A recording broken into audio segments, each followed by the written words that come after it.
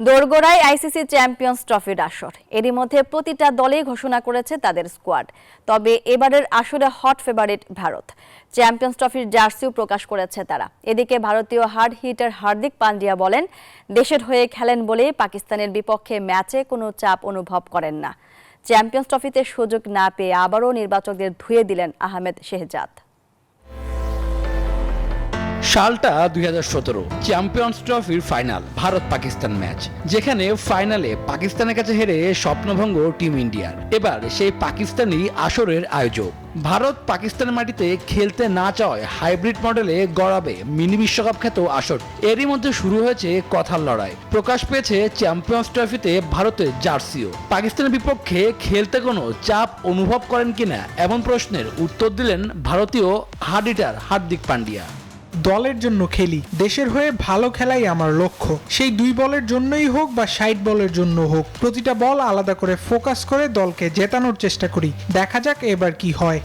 আগামী 23 তারিখে দুবাইয়ে চ্যাম্পিয়ন্স ট্রফির গ্রুপ পর্বের ম্যাচে পাকিস্তানের মুখোমুখি হবে ভারত। পূর্বের অভিজ্ঞতায় সমৃদ্ধ ভারত দলটির সিনিয়র ক্রিকেটার হার্দিক পান্ডিয়া এই ম্যাচ নিয়েও দিলেন সেই অভিজ্ঞতায়। আমি প্রচুর ম্যাচ খেলেছি, তবে সেই ম্যাচের পরিবেশ সম্পূর্ণ আলাদা ছিল। ভারত পাকিস্তান ম্যাচের পরিবেশ সবসময় বাকি ম্যাচগুলির থেকে আলাদা থাকে। বছরের পর বছর ধরে এই দ্বৈরথ চলছে। এই উত্তেজনার জন্য মানুষ ভারত পাকিস্তান ম্যাচের অপেক্ষা করে থাকে।